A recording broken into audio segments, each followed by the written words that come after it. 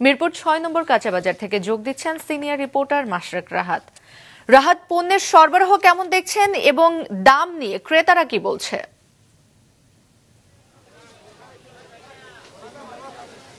সুমাইয়া, আমি সকাল থেকে রাজধানী কয়েকটি বাজার ঘুরে যেটি দেখেছি, সব ধরনের পণ্যেরই কিন্তু পর্যাপ্ত পরিমাণ সরবরাহ বাজার রয়েছে।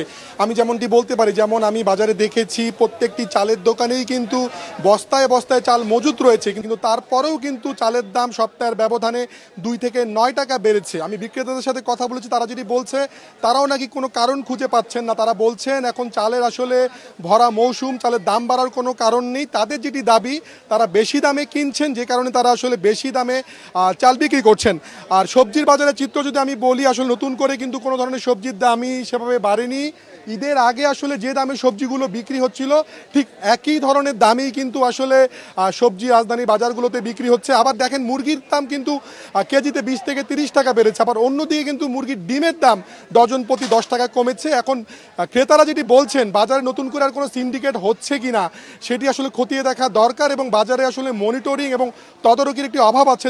তারা সেটি মনে করছেন, বাজারে যাতে আসলে মনিটরিং জোরদার করা হয় সেই বিষয়টি তো কিন্তু আসলে জোর দিচ্ছেন ক্রেতারা। ধন্যবাদ রাহাত।